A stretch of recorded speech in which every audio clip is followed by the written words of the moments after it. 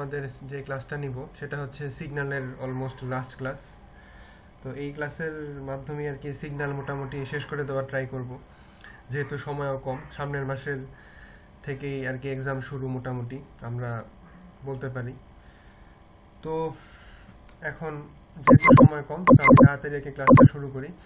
তো আমরা লাস্ট ক্লাসে যতটুকু মনে পড়ে আমার, তোমাদের সাথে লাস্ট টপিক যেটা পড়াইছিলাম সেটা হচ্ছে টাইম রিভার্সাল পড়াইছিলাম। দেন হচ্ছে কিছু যে দেখাইছিলাম যে কম্প্রেশন কিভাবে হয়, এক্সপানশন কিভাবে হয়, কন্টিনিউয়াস সিগন্যালের এন্ড হচ্ছে ডিসক্রিট সিগন্যালের। তো আমি আবার একটু রিক্যাপে যাই। তো তোমরা হয়তো বা টাইম রিভার্সাল জিনিসটা কি অলরেডি বুঝছো, যে একটা হচ্ছে একটাকে মিরর করে দিই, মানে উল্টায় দিই। তো যারা বুঝো নাই তারা আর কি অলরেডি একটু ক্লাসে যাতে খাতায় তোলা আছে ওইখান থেকে নোট দেখে নিও, তাহলে আই গেস পুরোপুরি বুঝতে পারবা।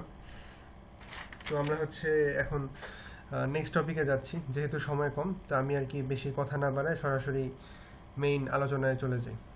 তো আমরা হচ্ছে কি শিখতেছিলাম, আমরা হচ্ছে শিখতেছিলাম যে বেসিক অপারেশন অন সিগন্যাল, সিগন্যালে কিছু বেসিক অপারেশন, এর মধ্যে একটা ছিল টাইম রিভার্সাল। তো এখন এরপরে হচ্ছে কি টাইম স্কেলিং। তো টাইম স্কেলিং জিনিসটা কি, আমি যদি একটু এঁকে দেখাই জিনিসটা, যে সাপোজ একটা সিগন্যাল দেওয়া আছে আমার কাছে এরকম, এটা হচ্ছে একটা সিগন্যাল দেওয়া আছে। আচ্ছা, তো এখানের মানটা হচ্ছে -1, এটা হচ্ছে 0, এটা হচ্ছে 1, আর এই যে ম্যাগনিটিউডটার মান হচ্ছে 1, মানে y অ্যাক্সিস বরাবর সিগন্যালটার মান হচ্ছে 1, আর এটা হচ্ছে যে xt। ঠিক আছে, সিগন্যালটাকে আমি হচ্ছে xt দিয়ে রিপ্রেজেন্ট করলাম। এখন কম্প্রেশন জিনিসটা কি, কম্প্রেশন হচ্ছে ছোট হয়ে যাওয়া। ঠিক আছে, তাহলে আমাকে এখন সাপোজ এটা দেওয়া আছে xt, এখন আমি কিভাবে বুঝবো কম্প্রেশন নাকি এক্সপানশন, ছোট হচ্ছে নাকি বড় হচ্ছে? তো আমি তাহলে x অফ 2t করি, তো দেখি তো কিরকম হয় x অফ 2t। এখন সাপোজ আমাকে কোশ্চেনে দেওয়া আছে xt, আমাকে পরীক্ষা বললো x অফ 2t বের করে দেখাইতে। ঠিক আছে, তো তখন আমি কিভাবে করব? তো আমি মনে হয় এটা নিয়ে আগের ক্লাসে একটু বলছিলাম যে t এর সাথে যেই টার্মটা থাকবে ওই টার্ম দিয়ে আমি হচ্ছে সবগুলা ভ্যালুকে ভাগ দিয়ে দিব। এখানে t এর সাথে কোন টার্মটা আছে, 2 আছে, তাহলে 2 দিয়ে হচ্ছে আমি এখানে যে নিচে সবগুলা ভ্যালু যেগুলো আছে সবগুলোকে আমি হচ্ছে ভাগ দিয়ে দিব। ওকে, সো তাহলে এই সিগন্যালটা দেখতে কিরকম হবে সেটা যদি একটু যাই, এটা হচ্ছে বললাম আমার y অ্যাক্সিস,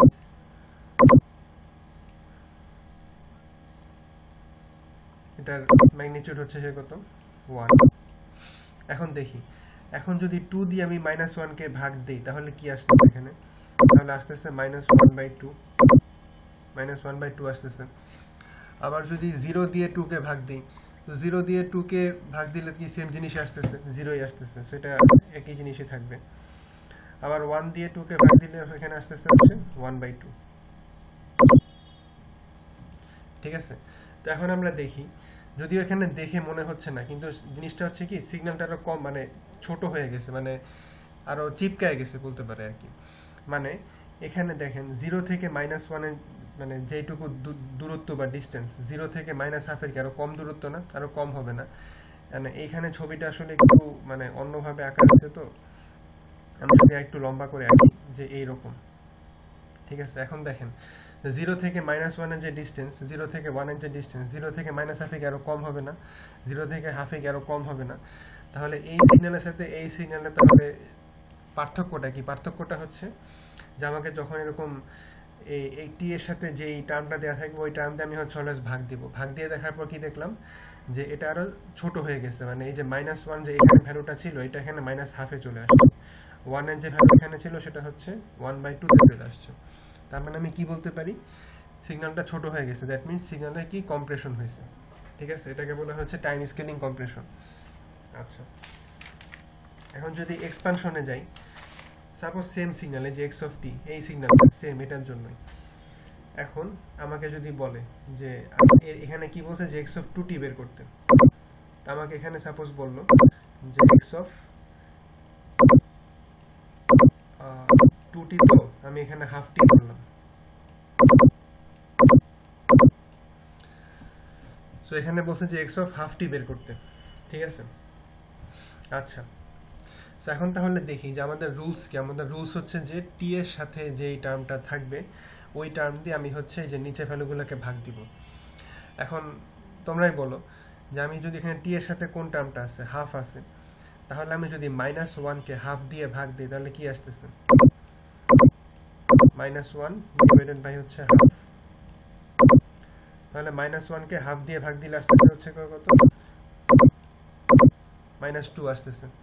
তো সেম ভাবে আমি যদি 1 কে হাফ দিয়ে ভাগ দিই তাহলে কত, তাহলে 2 আসতেছে। তার মানে আগে কত ছিল, -1, তাহলে -1 এর পয়েন্টটা চেঞ্জ হয়ে কই যাবে, -2 তে যাবে। আর এখানে যে 1 ছিল, তাহলে 1 এর পয়েন্টটা চেঞ্জ হয়ে কোথায় যাবে, 2 তে যাবে। ঠিক আছে, বোঝা গেছে? আমি আবার বলি, এখানে রুলসটা হচ্ছে এখানে x(2t) থাকুক, x(3t) থাকুক, x(half)t থাকুক, x(1/3t), 1/4t, যেটাই থাকুক, নিয়ম হচ্ছে টি এর সাথে যেটা থাকবে ওইটা দিয়ে আমি হচ্ছে ভ্যালুগুলোকে এখানে ভাগ দিব। সাপোজ এখানে 1/4t আছে, তখন আমি কি করতাম, তখন হচ্ছে আমি -1 কে কি দিয়ে ভাগ দিতাম, 1/4 দিয়ে ভাগ দিতাম। সাপোজ এখানে 1/4, তখন কি -1 কে আমি 1/4 দিয়ে ভাগ দিলে তখন কি আসতো, তখন হচ্ছে 4 আসতো। তখন -1 পয়েন্টটা হচ্ছে 4 এ যে মুভ করতো বা 4 এ যে শিফট করতো। ঠিক আছে, তো এটাই আর কি বেসিক্যালি বলতে চাচ্ছি।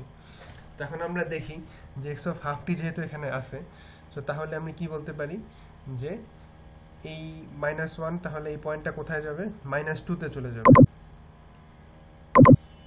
তাহলে -1 এর পয়েন্টটা গেছে হচ্ছে -2 তে, আর 1 এর পয়েন্টটা কোথায় যাবে, যে এই পয়েন্টটা কোথায় যাবে, এই পয়েন্টটা যাবে হচ্ছে 2 তে, তাহলে এটা যাবে 2 তে। এখন তোমরা দেখো আগের মতো 0 থেকে 1 এটা কি বেশি ছড়ানো নাকি 0 থেকে 2? 0 থেকে 2 কি অবশ্যই বেশি ছড়ানো। এখানে 0 থেকে -1টা কি 0 থেকে -2। তার মানে আমি কি বলতে পারতেছি, সিগন্যালটা হচ্ছে এক্সপ্যান্ড হয়ে গেছে বা সিগন্যালটা আরো বড় হয়ে গেছে। এই জন্য এটাকে বলে টাইম স্কেলিং এক্সপানশন, মানে সিগন্যালটাকে আমি হচ্ছে বড় করে দিচ্ছি। ঠিক আছে, বোঝা গেছে? তো এটাই হলো টাইম স্কেলিং এর কম্প্রেশন এন্ড টাইম স্কেলিং এর এক্সপানশন। আচ্ছা, ওকে।